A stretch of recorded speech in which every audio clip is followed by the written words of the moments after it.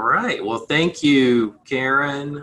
Thank you all for being here tonight. This is really exciting to be able to continue the Middleton Place Foundation speaker series. My name is Tracy Todd. If you don't know me, my name is Tracy Todd. I'm the president and CEO of Middleton Place Foundation, coming to you from my office here above the restaurant.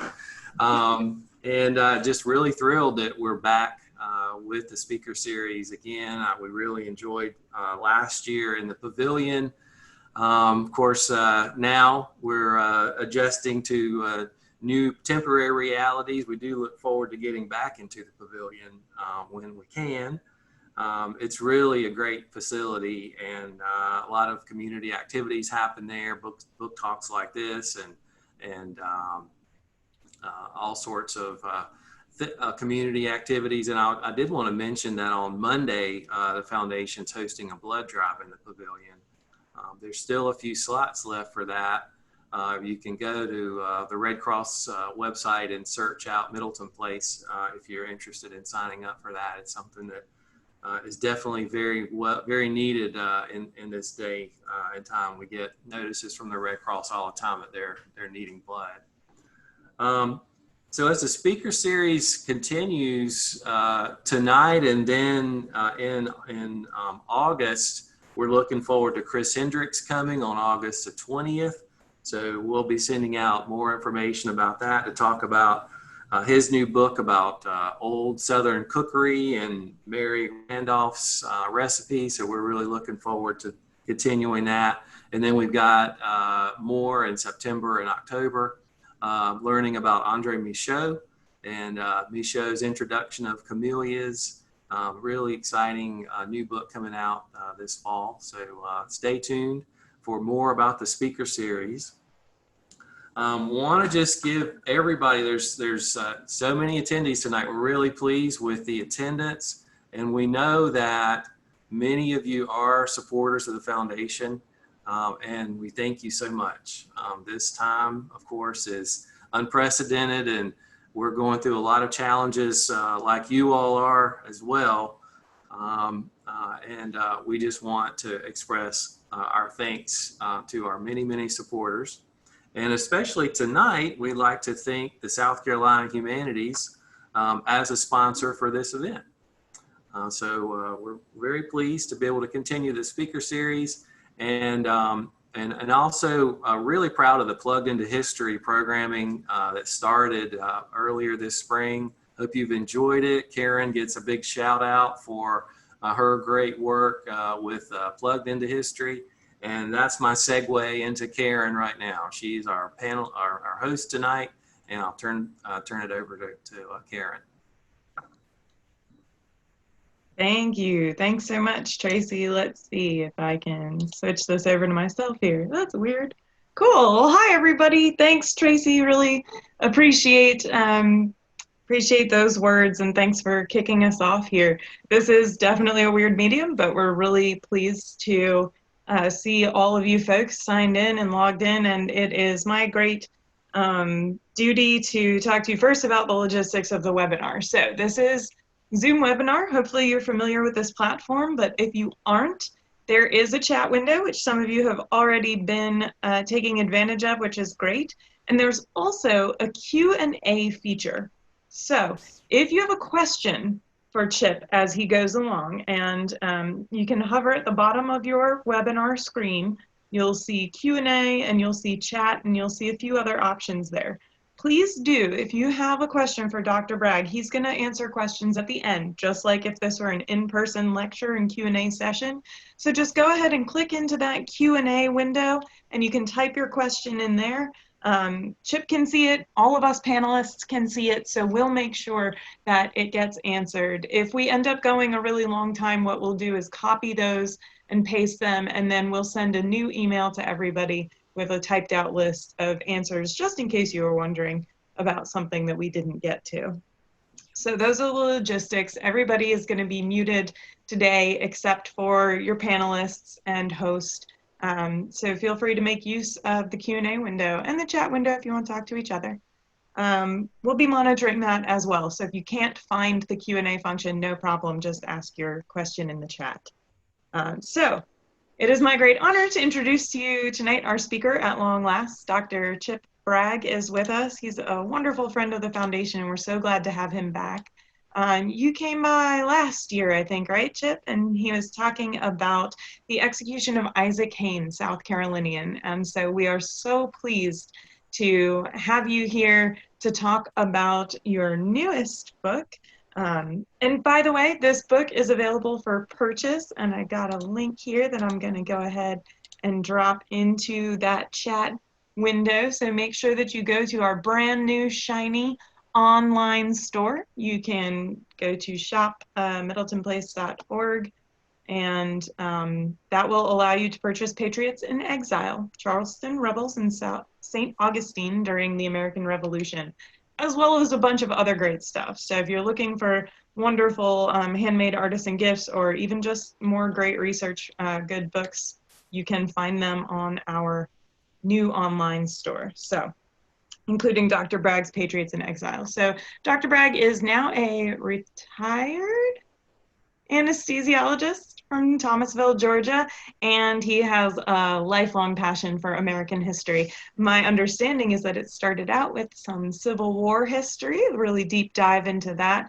particular American conflict, and for the past several years now has included a passion for the American Revolution. So I'm really excited to read this book. I'm really excited to hear this talk, and I'm going to stop talking now.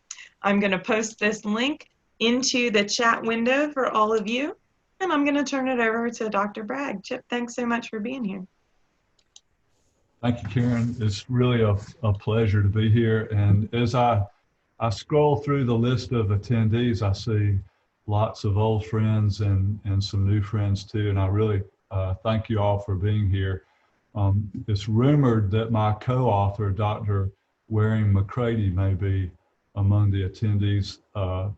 I can't guarantee that, but if he is, I'd like to say, Waring, hello and glad you're here. And also that I hope you like what you hear tonight. What I'm going to do is I'm going to go to screen share. Whoops, it says host disabled attendee screen sharing. So Karen will fix that for me. Sorry about that. I totally didn't. Hold on. I'm going to fix it. Okay. Okay. It should go now. There we go. Okay. So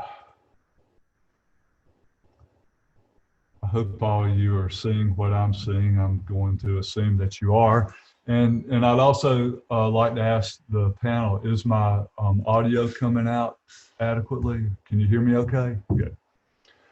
So like Karen said, I am a resident of Thomasville, Georgia, which, in case you don't know, is down here in the southwest corner of Georgia. I'm just 15 miles north of the Florida line, very close to the town of Moultrie, Georgia, where they badly mangle the pronunciation of the name. It should properly be Moultrie, or maybe even Moultrie with the silent L, but I've been hearing that so long that if you hear me, if you're from the low country and you hear me lapse into Moultrie, please forgive me. It's just a force of habit for such a long time. And like Karen said, I am a retired anesthesiologist, which hopefully means I won't be putting anybody to sleep tonight. But we do have a feature with the Zoom browser that lets us know who does off, and you'll be getting a bill afterwards. It's a given that doctors are unable to give a presentation without using PowerPoint. And I should also add that, and while I don't normally like this expression, I'm going to use it. The science is settled that people mentally check out after about 10 minutes. So in order to hopefully prevent that from happening, instead of giving you one real long presentation, I'm going to give you a series of short presentations. And in order to do that, I'm going to try really hard to avoid PowerPoint slides that look like this. We're going to power through 125 PowerPoint slides. And I told Karen and the other day that I thought it was about 45 minutes, but I really don't know. We'll find out here in a second. But these are some of the topics that we'll cover, and you'll see we've hit on a few of them already. There's anesthesiology, and I've shown you a map, and we've talked about geography and oratory. But I want to really emphasize right now that for the sake of context, I'll be going over a lot of South Carolina Revolutionary War history that leads up to the topic that I'm discussing, which is my new book with Dr. Waring Mccrady, which chronicles the banishment of 63 American patriots from Charleston. And we look at what they went through and what their families went through and the enslaved that accompanied them as well. This journey for me began in about 2007 when I was fortunate to become a member of the Society of the Cincinnati of the state of South Carolina. Established in 1783 by the officers of the Continental Army as the American War for Independence drew to a close, the Society of the Cincinnati is the first and oldest patriotic hereditary organization in the United States. And it's named after Lucius Quintus Cincinnatus, who is pictured here, who assumed lawful dictatorial control of Rome to meet a war emergency. And when the war was over, he relinquished his power and went back to his farm. And you can understand that the officers of the Continental Army viewed themselves very much as, in their day, a modern day Cincinnatus, especially George Washington. You know, he commanded the Continental Army while all he really wanted to do was to go home. Now, unfortunately, when I got into this, the extent of my knowledge of the Revolutionary War in South Carolina was limited to what I had learned by watching the movie The Patriot, starring Mel Gibson in the year 2000. So you can imagine I had quite a lot of catching up to do to bring myself up to speed on the Revolutionary War, particularly in South Carolina. Well, as I began looking into this subject, I found that there was really much more written and said about the Revolutionary War in the northern colonies. You know, here we have Lexington and Concord and Washington crossing the Delaware and Bunker Hill and Saratoga. To be honest with you, a lot of the emphasis on the northern aspect of the war is a result of the South losing the Civil War. And afterwards, the northern states owned the publishing houses and for a long time controlled the nation's historical narrative. So the South was somewhat neglected. It wasn't until about the time of the bicentennial that the South began to have interest in its part increased. Now, if you're most of the world, you might look at the Revolutionary War like this. This is, I promise you there won't be many slides like this one and one more. But this is a Venn diagram, and you probably learned about this sort of diagram in second grade. But here you have the Revolutionary War up north, and then just a little bit, yeah, there might have been the Revolutionary War in South Carolina, but if you're from South Carolina, it's more like this. Yeah, this is where it happened. And there was some stuff up north. But if you look at the data, and I can't really vouch for the veracity of this slide, which I just pulled off the internet one afternoon. But if you look at the number of battles, engagements, and such that occurred in the various colonies, excuse me, shouldn't call them colonies, states, there were quite a number in South Carolina. And if you look at General Edward Mccrady's History of South Carolina in the Revolution, published in 1902, this plate from that book really showed all the little various and sundry engagements in South Carolina. I've circled the big named battles. As you can see, quite a lot of them. And I counted them up, and there's plus or minus 94. And like I said, after the bicentennial, interest in the Revolutionary War in South Carolina increased, and there were quite a number of good books published since then. And I think many of you will probably either know the authors of these books, or at the very least know of them. I'm sure you know Walter Edgar, and I'm sure many of you know Carl Borick, and quite a few of you probably have heard of or read John Buchanan, who's got a new book the road to Charleston.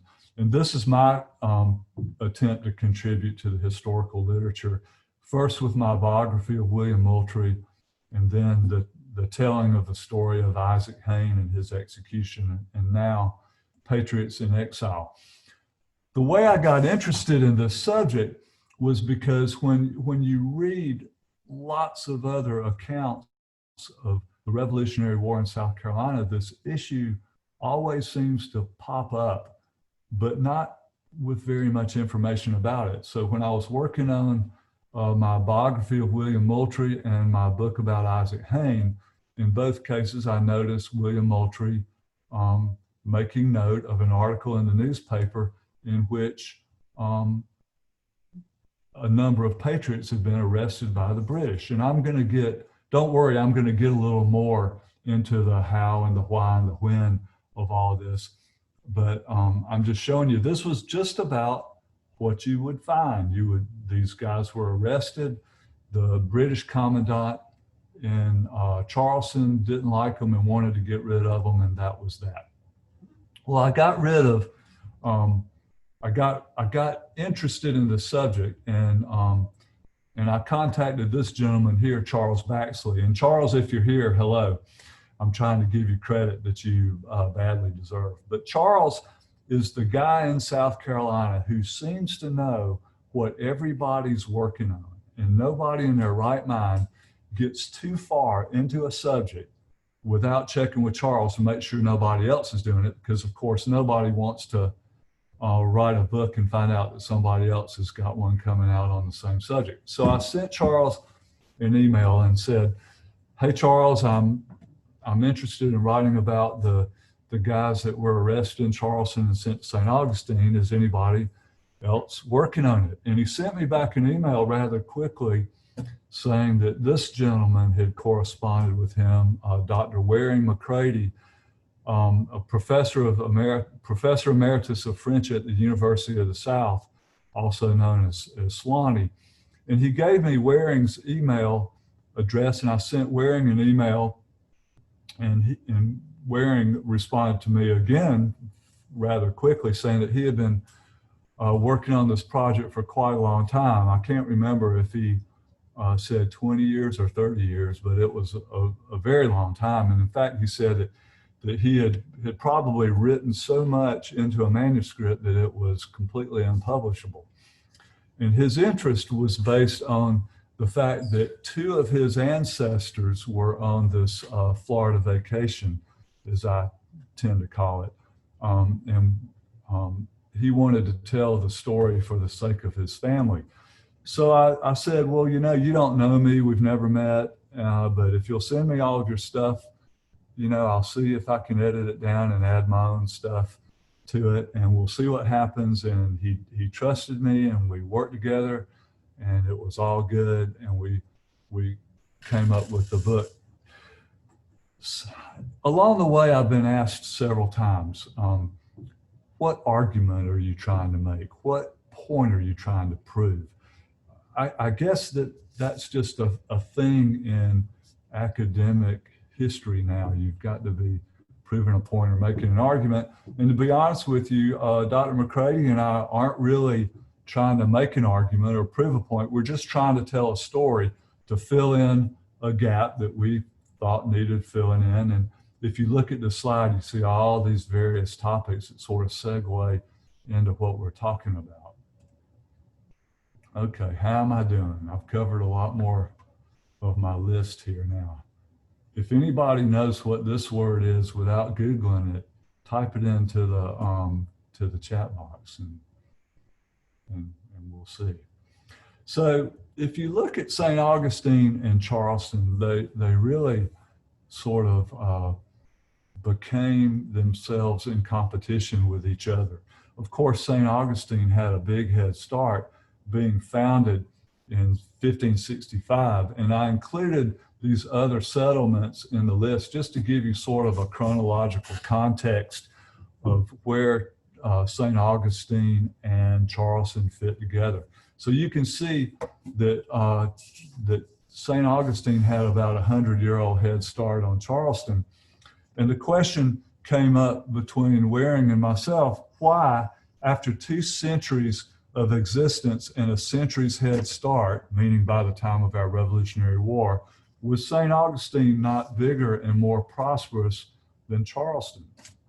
And I think the answer to that is that Charleston, like other Atlantic coastal cities in the North American colonies, was established with the intent to become a center for immigration, agriculture, and commerce. On the other hand, St. Augustine, which was founded by the Spanish, was intended to be nothing more than a garrison town intended to keep watch over the shipping routes as they funneled wealth to Spain from the Caribbean islands and the Spanish-dominated lands in Central America and Peru. So by the time of our Revolutionary War, Charleston was, probably the 4th largest city in the 13 colonies and one of the wealthiest for sure, whereas St. Augustine was this little stick in the mud place with not much going on. Probably maybe 10,000 plus or minus inhabitants of Charleston to maybe 1,000, 1,500 in St. Augustine. Now, to give you the chronological context for what we're talking about tonight, I wanted to show you this timeline. I think people overlook the fact that our Revolutionary War was 8 long years. And it began in 1775 and wound down in the 1782-83 time frame. But we're going to talk mainly about an episode in 1776.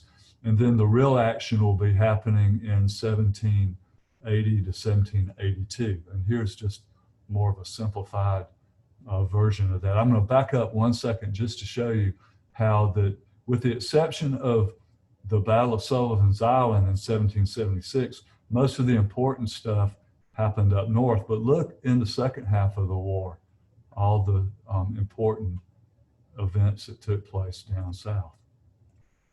So in 1776, with the war raging mostly in the north, the British decided to come south to see if they could establish a foothold in South Carolina, believing that the Loyalists would rise up and help them regain control of the area. So in June of 1776, they came to Charleston, and on the 28th of June, they attacked Fort Moultrie on the southern end of Sullivan's Island. And it was a seaborne assault right here with some soldiers here over on Long Island, which is now Isle of Palms, intended to attack from this direction. And it turned out to be a 10-hour-long disaster for the British. 9 warships pounded the little fort. This is what it might have looked like from the inside, a painting by John Blake White, whose father was one of the soldiers in the fort. Not a very accurate but pretty representation by James Peale showing the ships right up against the fort. But after 10 hours, the British suffered over 200 casualties, whereas the South Carolinians had only suffered 12 killed and maybe 25, 27 wounded. What's interesting about the Battle of Sullivan's Island on June 28, 1776, is at the very moment that the British ships were pounding away at the little palmetto log fort on Sullivan's Island, Adams, Franklin, Jefferson, Livingston, and Sherman were presenting their draft of the Declaration of Independence to the Continental Congress for the first time. Now, true, neither in South Carolina or in Philadelphia did either one know what was going on in the other place, which is probably a good thing. Now, while the Battle of Sullivan's Island was underway, in Charleston, under house arrest, was a man named James Simpson, who was an attorney, and he was Attorney General of South Carolina, and had not things gone contrary to the royal government, he probably would have become the Lieutenant Governor of South Carolina. Now, he was a ardent loyalist. He was arrested by the Patriots. He was confined to his quarters during the battle. But even though he wasn't able to witness it in person, he really seemed to know quite a lot about what went on. And in fact, he sent a scathing letter to Lord George Germain in London about how badly mismanaged the battle was, and it included this very nice diagram. So even though he was confined to quarters, he sure did know a lot that was going on. Simpson was treated pretty badly by the Patriots in Charleston, and he and his family were ultimately kicked out of South Carolina. So now let's fast forward to 1780. From 1776 to 1780, the British failed miserably at Charleston in 1776, but now in 1780, they've come back. Lieutenant General Henry Clinton, who at the time was the commander of all British forces of North America and who was present for the disaster at Sullivan's Island, came back in April of 1780 and laid siege to Charleston. The siege lasted about a month. And instead of just half-heartedly attacking one little fort, they went at it from every direction. Charleston was eventually sealed off from the outside, and on May 12th, 1780, surrendered to Clinton. It was a siege in every sense of the word. With this side is the American lines; these are the British lines, with formal entrenchments, and it was managed the way a 18th century siege should be managed. And of course, the Americans eventually were forced to surrender. General Benjamin Lincoln surrendered 2,600 Continental soldiers. There were 10,000 civilians, 3,100 militia, and 18 some odd civil officials. Now, under the Articles of Surrender, most of these people were placed on parole. Now, a parole is not a parole in the sense of what we think of a parole being in the modern day criminal justice system. Under parole meant that on your honor, you are allowed to sort of come and go and attend to your daily business, so long as you didn't leave the area and so long as you didn't do anything that was detrimental to His Majesty's troops. And all the civilians and citizens who were there in Charleston were treated as prisoners on parole, just like the militia were. And here is William Johnson's parole published in his memoirs. Remember, William Johnson was one of Dr. Mccrady's ancestors. And this is just a more or less a form that he would sign, but he promised that he would not do or cause anything to be done prejudicial to the success of His Majesty's arms. So now we have the surrender in May, and in June, July, and August, these guys are on parole. Now, James Simpson had come back with Henry Clinton, and he really had an axe to grind with the people who had mistreated him while he was a loyalist in Charleston. And he wrote to Clinton, of course, that these people, I'll let you read it, I won't read it to you, but they certainly, in his view, deserved their punishment. So on August 16, 1780, the Battle of Camden was fought in the backcountry. The British met and soundly defeated a continental force that was on its way to try to liberate Charleston. And according to some, Colonel Charles Stedman, for instance, there were letters found among the officers in General Gates' army that were improper communications. And so if that's true, they had cause to be very, very upset with the gentleman in Charleston. And in fact, Simpson wrote to Lord Germain that that was the case. They thought that there were Patriots in Charleston who were violating the terms of their parole. And they felt like they needed to do something about it. Now, the Commandant of Charleston at the time was Lieutenant Colonel Nisbet Balfour. And I apologize that I don't have a nice portrait of him to show you, but there really, to my knowledge, is not one. And I've spent quite a long time looking for one. But Balfour was the Commandant of Charleston, and he really hated the Americans. He hated the Army, he hated the civilians, and he was ruthless and harsh with them. And so he also had another cause to be mad. In October of 1780. He was good friends with Major John Andre, who was implicated in the treason of Benedict Arnold and was hanged.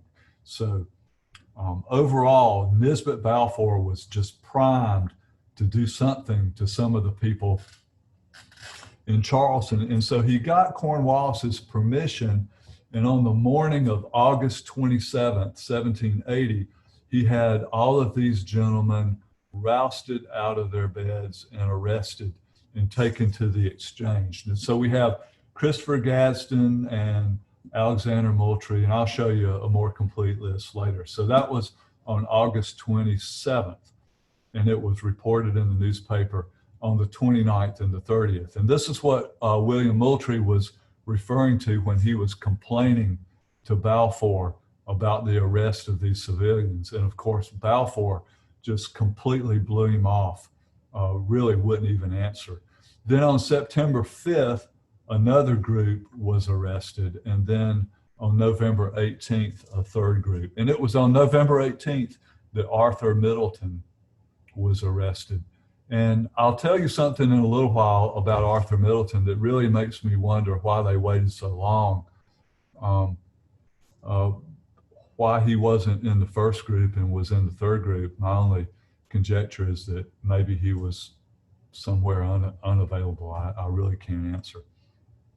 But in all, like I said, there were 18 government officials and this many militia who were captured in Charleston. And of those, they picked out 63, arrested them.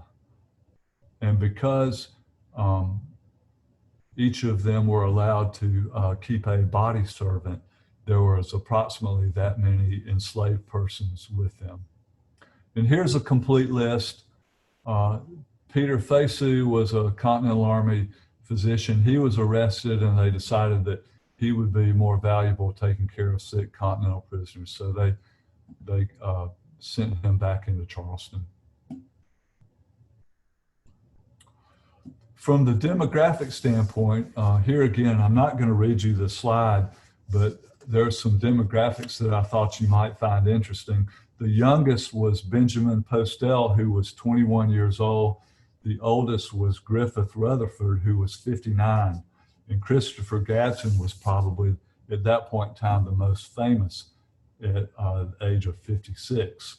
And here's some more demographics. They really varied in age and in economic status and in social status.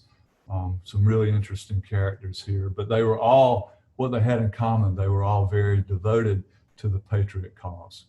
Now, when they were arrested, whether it was in late August or September or in November, they were first taken here to the exchange, where they were held, and then out the back door of the exchange onto ships, most famously the Lord Sandwich, which was more or less a prison ship. And they really didn't know what was going to happen to them when they were floated out in the harbor further and further from the exchange. It took them a while to realize that they weren't going to be floating in the harbor for very long, that they were going somewhere else, and that somewhere else was St. Augustine.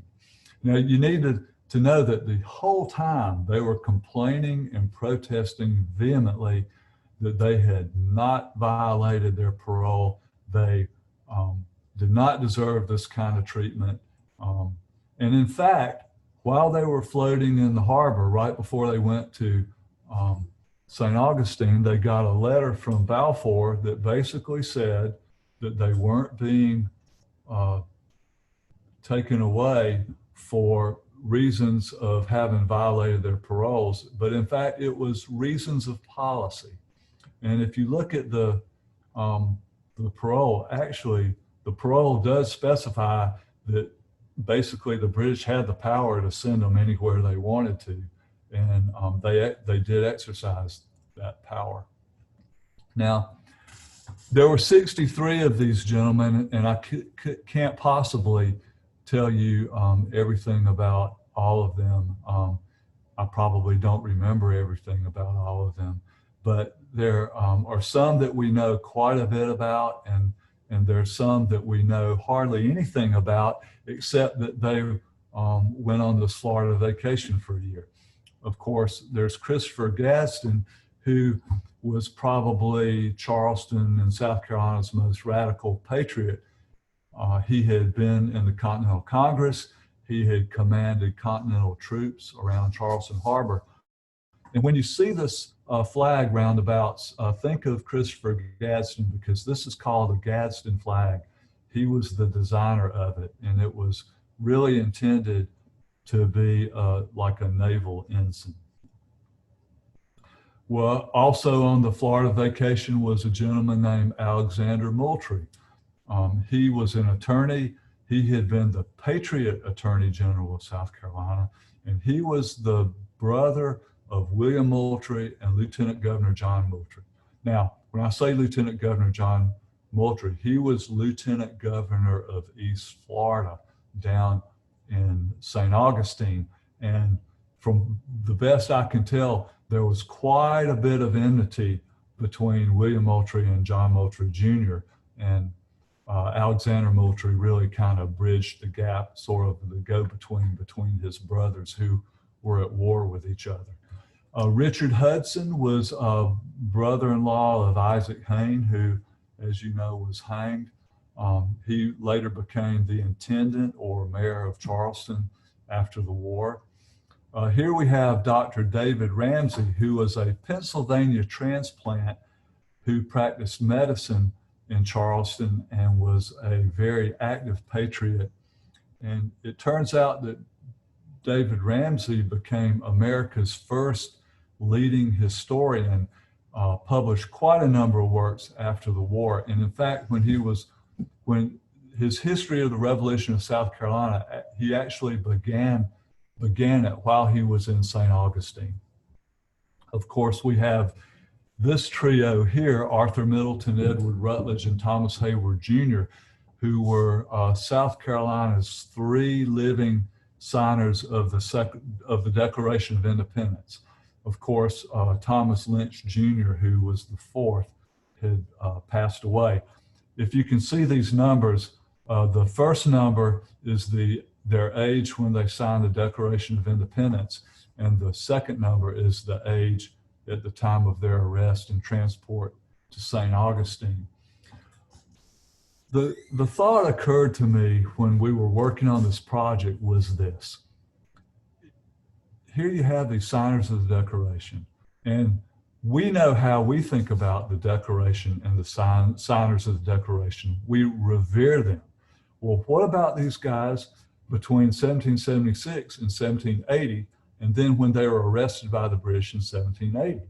Were they singled out? Were they given special harsh treatment?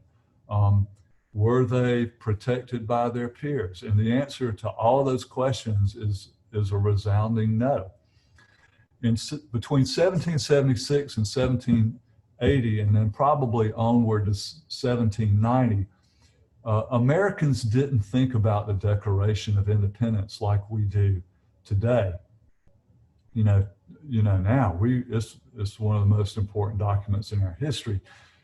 They appreciated the Declaration of Independence when it was written, approved, and signed, but then they had other things to do, and so they moved on. Therefore, the signers of the Declaration were not afforded any particular special status or protection, and nor were they, at least the gentlemen from South Carolina, given any harsher treatment by the British than anybody else. Earlier, I showed you this painting by John Trumbull of the presentation of the Declaration of the Continental Congress. It was pointed out to me a couple of days ago that here you have Arthur Middleton, Thomas Hayward Jr., and Edward Rutledge right here. And this was Thomas Lynch, who unfortunately had perished. This is a rather new painting by a gentleman named Jeff Trexler of the Battle of Port Royal in February 1779. Thomas Hayward Jr. and Edward Rutledge, two of the signers of the Declaration of Independence, were part of the Charleston battery of artillery, and they accompanied Moultrie into this battle, and Thomas Hayward Jr. was even wounded in the arm. So you can see they weren't treated any differently than anybody else. During the siege of Charleston, Hayward and Rutledge were right in the thick of things. This is called the horn work, and it's right in the center of the siege lines on the American side. So they saw quite a bit of action during the siege of Charleston. Now, Arthur Middleton, on the other hand, who was arrested in November, was a planner and a politician. He was brother-in-law to Edward Rutledge, educated in at London's Middle Temple, and he served in various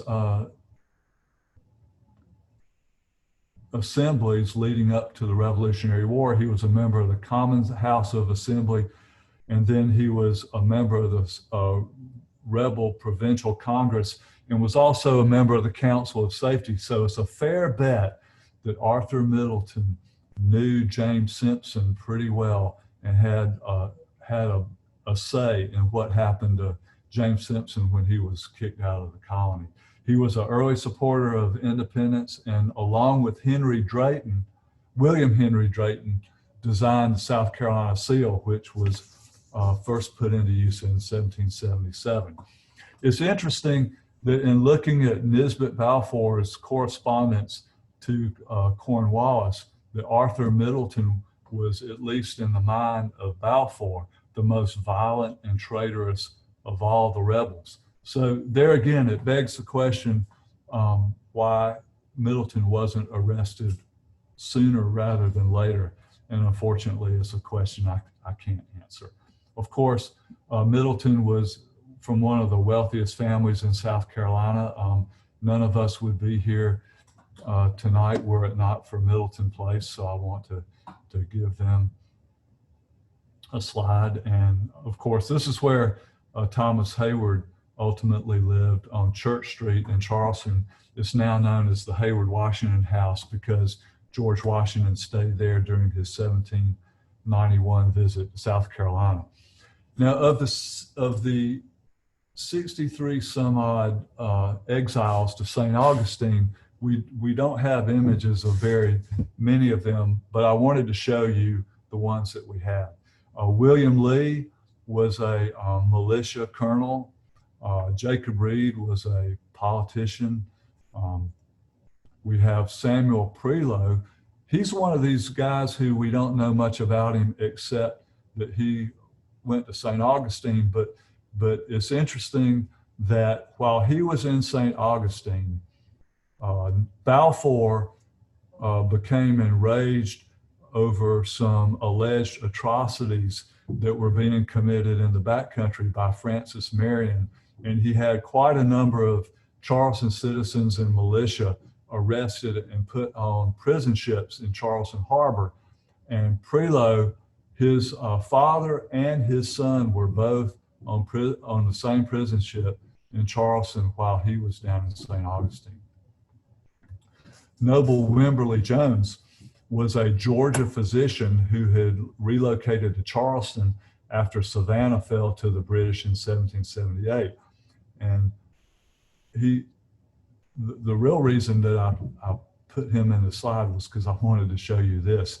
He and Thomas Jefferson were both painted by Rembrandt Peale, and I just thought it was really fascinating, the similarity in the way Rembrandt Peale painted them. that's really apropos to nothing, just something I found interesting and wanted to throw at you. Edward Mccrady, who is the other ancestor of my esteemed co-author, Waring Mccrady, ran a tavern, among other things, and the tavern persisted under various ownership until probably sometime within the last year or 9 months to a year. This is the South Carolina brig Notre, which was captained at various times by two of the exiles, Robert Cochrane and William Hall. Robert Cochrane sailed the Notre Dame to France, making this vessel the first American ship to dock at a French port. He did this under the guise of being a Dutch trader, because at the time, France had not yet recognized the United States. But I thought you might find that interesting. So now we've got these guys arrested and shipboard and transported to St. Augustine, and it's only fair now that we talk about St. Augustine in Florida a little bit. Florida had been acquired by the British at the end of the French and Indian War. And really, there were two Floridas. There was West Florida, whose capital was Pensacola, and there was East Florida, whose capital was St. Augustine. And I just included up here Thomasville and Tallahassee, just to give you a little geographic context. Now, St. Augustine, as I said earlier, was not very big, not very developed, not very rich. And one of the things that impeded its growth was that it was such a difficult harbor to access. Everybody who's connected with Charleston and the history of Charleston knows that back in the day there was sandbars that made entry into Charleston Harbor somewhat difficult. But St. Augustine wrote the book on sandbars blocking the harbor. It was very difficult getting in and out of there. And when the weather was bad, it could even take, ships would literally sit out here for weeks waiting on an opportunity to get into the harbor. This is a little newer map than the one I just showed you that shows you how, there were a number of houses and a church, the Episcopal Church, of course. Once the exiles arrived in St. Augustine, with the exception of one, they weren't incarcerated anywhere. They were released on their own recognizance under parole, like they had been in Charleston. And they were allotted this 10.5-acre area within which to find their own lodgings and provide their own food for themselves and such. And what they did, they divided themselves into small groups to make the management of all of that easier. And that same area is easily discernible nowadays if you visit St. Augustine. Now, one of the reasons for being of St. Augustine, like I mentioned earlier, was that it was a garrison town. And when you have a garrison town, you have a fort. And this was, it was originally the Castle San Marcos. The British called it Castle St. Mark's, or rather Fort St. Mark's. And you can see that it followed sort of a standard shape of a fort. This diagram here is from John Muller's treatise on fortification from the 1740s. And of course, this is how the fort on Sullivan's Island looked. So you can see that this was a pretty standard way of designing and building a fort, but it's quite large. Here's a better view of it. And if you're ever in St. Augustine, I encourage you to visit Castle St. Mark's. It's really an interesting place. The garrison, the British garrison, was housed there, and only one prisoner, one exile, was kept there, and it was Christopher Gaston.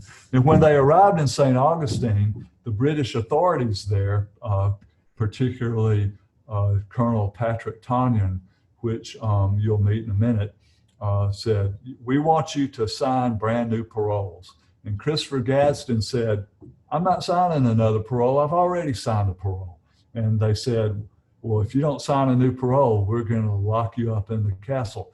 And he said, I'm not signing. And so for the year that these men were in St. Augustine, Gaston was confined in this cell in the castle. And if you take a picture of the cell without the flash, that's probably more of what it looked like to him. I thought it was kind of interesting that when you look at the way these men managed their affairs, and time does not allow me to go into day-to-day life of the exiles in St. Augustine any more than I'm about to do right now, but they were providing their own provisions, and it was costing them money, so they had to pay for it. But they were supplying Gaston with food in the fort, but wasn't it nice of them that they didn't charge him rent? Colonel Patrick Tonin was the Commandant of St. Augustine, and at first I wondered that St. Augustine was such an out-of-the-way and desolate place.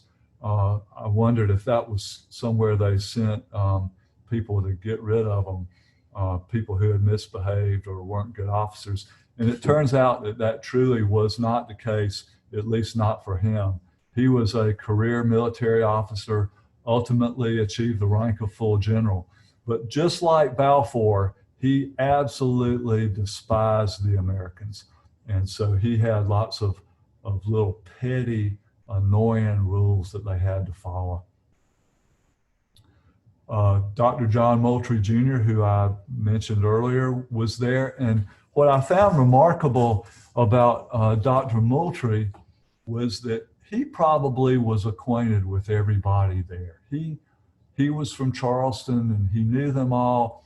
And I got the distinct impression that he had as little to do with them as he possibly could.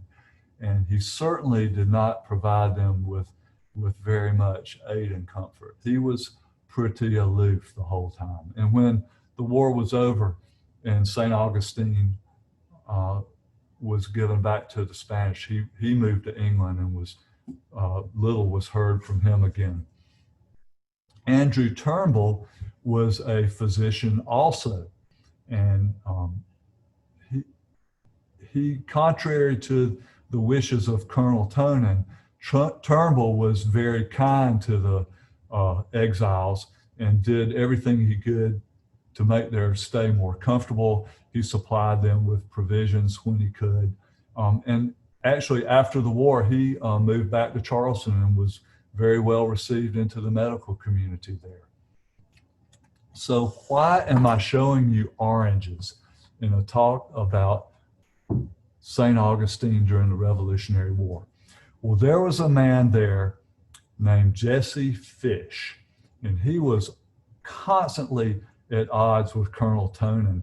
And one of the things that he used to do to needle Tonin was being nice to our South Carolina exiles. And he would, Jesse Fish should properly be called, I think, the father of the citrus industry in Florida, because here on St. Anastasia Island, he had a plantation and exported tons and tons of oranges from East Florida.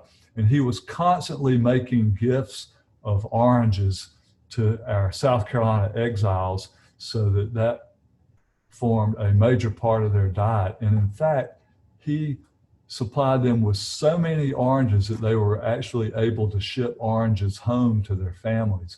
So that was not only the birth of the citrus industry, but also the custom of sending people oranges, I guess, from Florida. I just wanted to show you a little bit of the architecture of the day, some of it that persists even now. This was the governor's mansion, and it's still present there in St. Augustine. The Lambius house was there. Interesting streetscape. I'm getting pretty close to winding up, and I wanted to share with you the idea of all the different people who were conversing with each other about these 63 patriots who had been rounded up and sent to St. Augustine. Now, I promised I wouldn't show many complicated slides, but if you look at the British chain of command, Tonin, Balfour, Cornwallis, Clinton, all the way up to Lord Germain in London, they were all talking about how bad these guys were, what they wanted to do with them, what they actually did do with them. At the same time, you had the exiles who were writing letters to Nathaniel Greene. Word was filtering up to the Continental Congress, who was querying Washington and Greene about it. And then, of course, you had Washington corresponding with Clinton, Greene corresponding with Balfour and Cornwallis, and the exiles were corresponding with Balfour and Tonin. So it was fascinating, all the back and forth letters being written by these people and about these people while they were stuck down there in St. Augustine. Now, in the spring of 1781, the Americans and the British finally, after a long negotiation, established a cartel for prisoner exchange. And our South Carolina exiles in St. Augustine were included in the exchange. So it became evident that eventually they were going to get to go home, and it increasingly began to look like it was going to be sometime during the summer of 1781. About that time, Balfour decided that he had had enough of their families, so he ordered their families to leave Charleston also. As it turns out, the timing was such that the exiles left St. Augustine by ship in just the right time so that when their families left St. Augustine, they all arrived in Philadelphia at just about the same time. So you can imagine the happy homecoming that they had. Because remember, in 1780, the society was so patriarchal. You know, the husbands and the fathers had all the authority and the power and the control. I'm not saying that in a negative way, but that's just the way it was. And suddenly these guys are snatched away from their families, and their families have to sort of fend for themselves with what help they can get from their friends and neighbors. And now they're finally reunited together in Philadelphia. And I assure you, from everything I read, it was great days. They arrived in Philadelphia all by ship. And now these South Carolinians, who are to a certain degree, the aristocracy when they're in the Low Country, they're the elites. Now they're in Philadelphia and they're the poor people.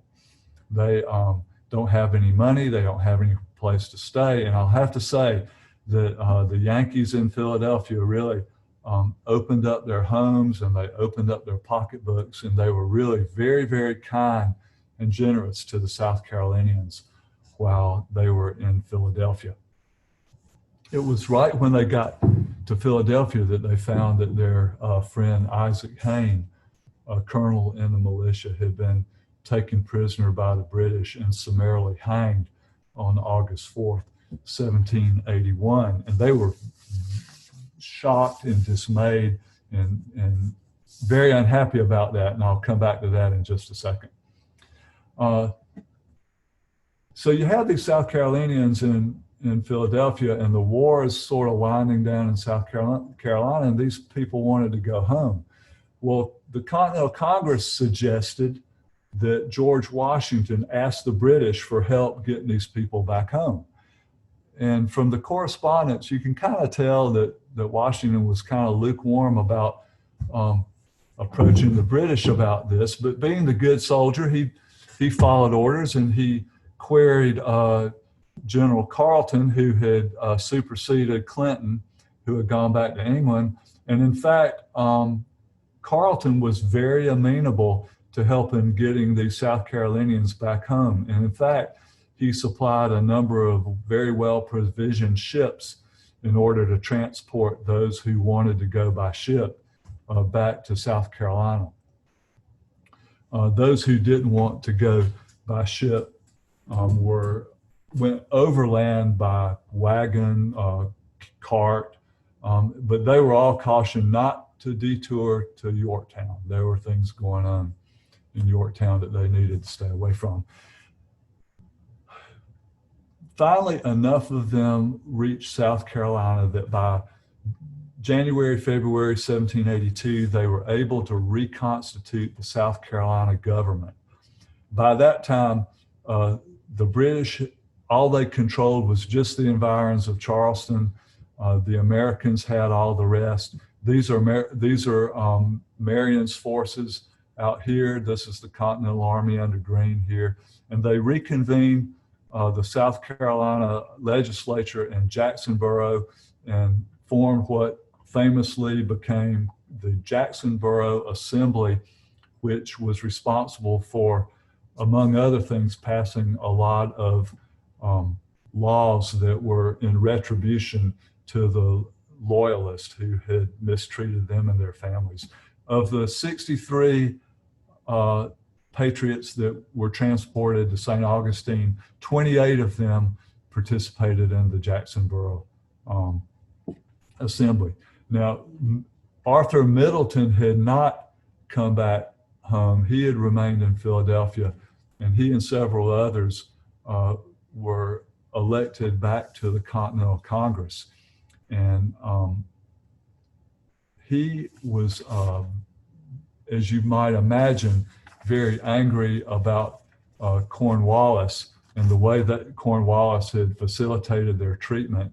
And he corresponded with Edward Rutledge about harsh measures against Cornwallis. And in fact, the South Carolinians in the Continental Congress even submitted a resolution that Cornwallis be detained.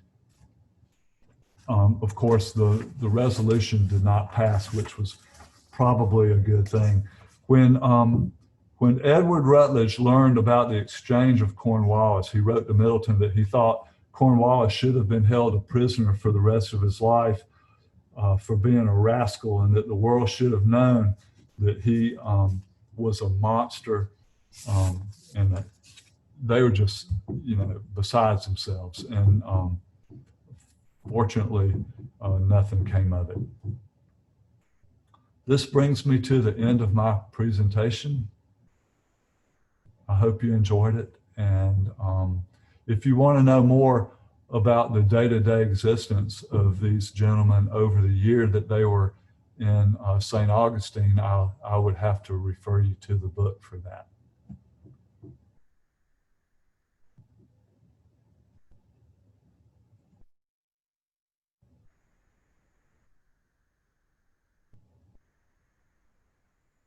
And Karen, I can't hear you.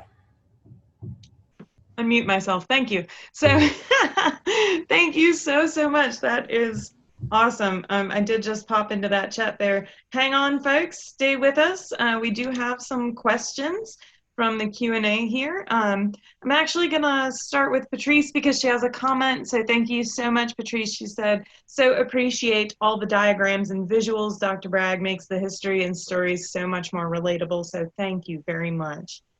Here, I double that. So I think, Chip, that you also can see these Q&As. You can see these questions. Okay. So if you wanted to start with Sally's up there, who were Mr. Mccrady's ancestors that he was researching? They were William Johnson and Edward Mccrady. And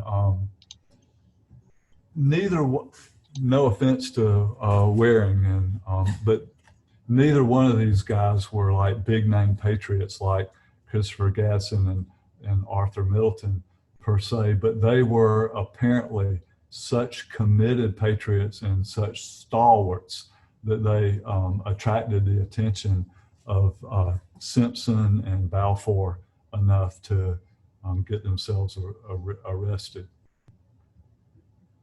And one, I would have to look in the book to tell you, one of their sons married the other's daughter. And that's how genealogical line was established that wound up with Dr. Mccrady. Chip, I wanted to jump in for just a second.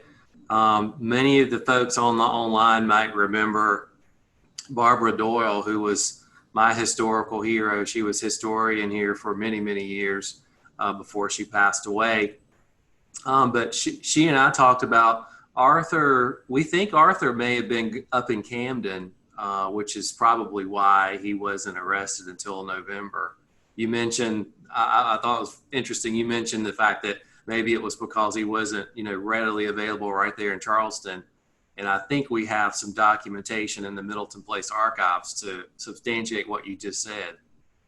Well, one thing, I appreciate you you bringing that up and clarifying that. When you're looking at 63 guys, you're trying to look at them as a whole. Now, of course, there are going to be some that are going to draw more attention to themselves than others. But unfortunately, if we were to try to figure out where everybody was at every moment, I don't think we could have managed it. But right. But Arthur Middleton is so important that it is really interesting to know why he might not have been taken first. Right. And, and Barbara, I remember talking to her about this very topic so many times. And she told me once about how that these men had to answer a roll call in the morning. And that was one of the most insulting things that they actually went through. And that sometimes the troops, the British soldiers were marched by their mess houses and they might taunt them. So we got a lot of laughs in the archives over things like that. Well, there's numerous episodes just like that in the book. And all of that is true. They really resented having roll call. And they really resented being told how they could worship. The American liturgy and the British liturgy were a little different regarding whose health you were praying for, and so but there was one former Charleston loyalist in St. Augustine who would send them pumpkins. Well, it turns out that sending somebody pumpkins back in that day was an insult, not a good thing. But yeah, when the British soldiers would get drunk, they would seem to carouse in the neighborhood where the Patriots were and keep them up late and basically let them know what a great time they were having. One of the big factors that played into their everyday life was the communication with home or lack thereof. They were constantly waiting on ships from Charleston to come to St. Augustine. That was a shipping route in between the two. And sometimes they would see ships offshore that couldn't get in, and then they would finally get in, and then they would have nothing on board for them. That would be very disappointing. It was really, Thank you. In my view, psychological warfare before the term had probably been invented.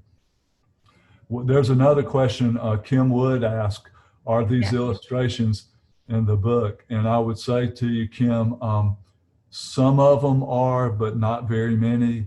I'll have to say that when you publish a book like this, you're greatly limited to what you're able to use for illustrations. And so all of the people that you saw are pictured, and the maps are in there, and a few pictures of the Castle St. Mark's, but that's all. I wish I could have had all of these pictures. Alan Weatherall asked, are there accounts of similar incidents involving mass arrests and exiles of rebels in other theaters and phases of the war? And Alan, there are not, to my knowledge, any more episodes of the British doing it, but early in the book, I think in the preface or in one of the earlier chapters, there were a few episodes of the American side doing it even before the British did.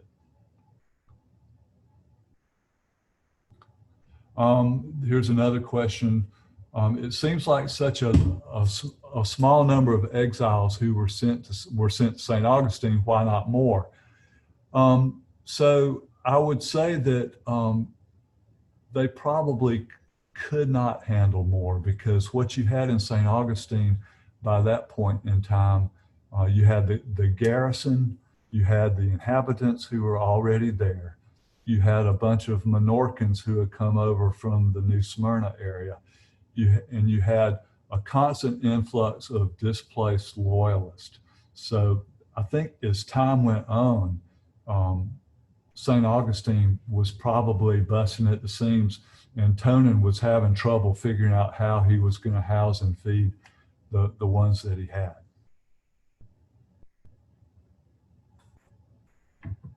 And I think that's all the questions that I have.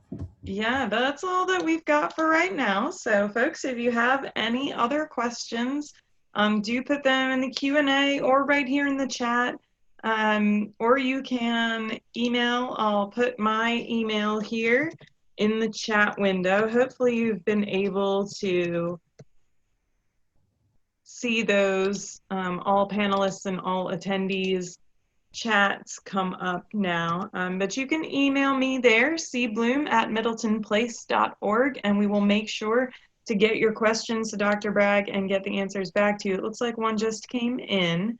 What were the living conditions of those exiled to St. Augustine? Okay, that's a great question, and I appreciate you asking it, and I'm sorry that time didn't allow me to get more deeply into that subject. But I would say that while they certainly, their living conditions were not what they were used to in Charleston, with their fine homes and fine silver and fine linens and fine clothes and their enslaved servants looking after them all the time. But under the circumstances, their living conditions weren't terrible. They at least had a roof over their head. They had food on the table. They were able to buy food. They got food coming by ship from Charleston. They were able to send their slaves down to the waterfront to fish for them. And they had a constant stream of oranges from Jesse Fish and some other foodstuffs from other people. Where their conditions were bad was probably sheer boredom, not having anything to do, not knowing the well-being of their family except only sporadically. And the fact that the British were constantly picking on them, telling them about how bad they were losing the war, how badly things were going, they were never going to go home, and that sort of thing. Like, it was, the hardship was more psychological than actually physical. Yeah, Chip, that was one of the things that I remember also is, many of them had their own enslaved servants with them.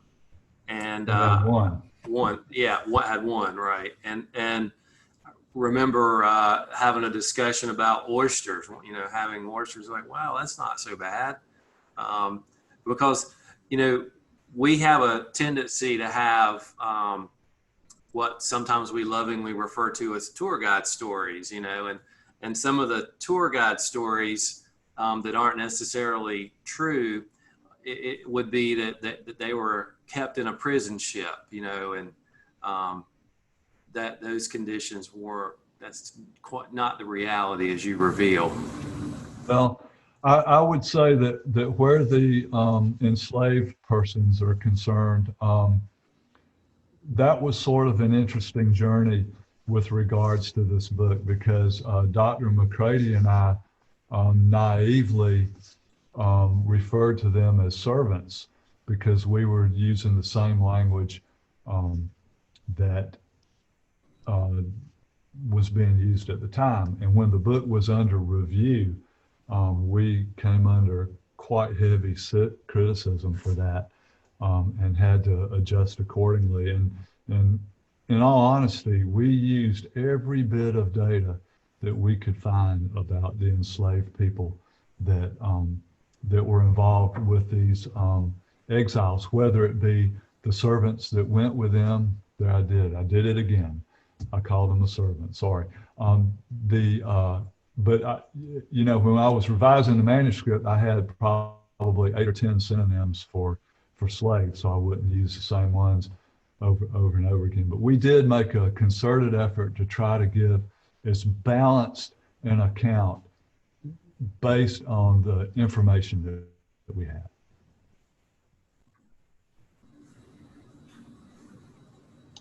Well, we did have one quick question in the chat window. I'm not sure if we know the answer to this. If anybody knows the answer to this, did Arthur Middleton have an enslaved person with him in St. Augustine? I would say that while I never came across a particular documented instance, I feel very comfortable saying, from what we know about all these guys, that most certainly he did. And I would also go out on a limb to say, if anybody had more than one, it would have been him.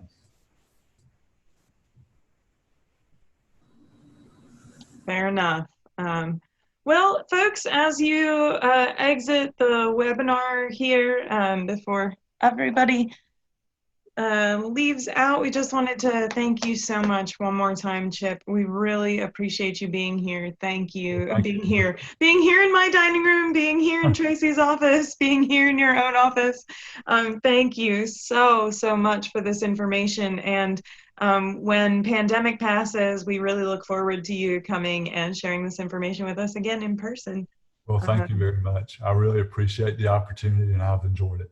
Thank you so much. So if you all don't forget to check that chat window, you can find the link to where you can purchase Chip's book, Patriots in Exile, and you will see in our e-commerce store, folks, that there's a 2 to 3 week wait time. That's because this book is brand new. It was just released, so we're going to get Dr. Bragg to sign some of them and send them to us so that we can send them to you. So please do us a favor and be patient while you wait for your fancy book. You can see it there in Chip's window. Yeah, hold it up to the camera. I only got it last week. He only got it last week, so we're going to get it soon. We may have a few copies that we can send out right away. So go to that link if you'd like to purchase, and make sure to check www.middletonplace.org or our Facebook page, which is also linked in the chat window there, and you can find more information on our upcoming speaker series and more information on Plugged Into History. We're going to take a little break in August. We're going to innovate our Plugged Into History, and we're going to give it a little summer break before the fall education season starts. So Tracy, did you have anything you wanted to add, or Dr. Bragg, did you have anything you wanted to add? Nope, just a very hearty thanks, and we look forward to more time with Chip. And thank you so much for being with us. Well, thank you. All right. Thanks, everybody. Have a wonderful evening. Stay safe, stay well, and tune in for more. We look forward to seeing you again soon, either virtually or in person.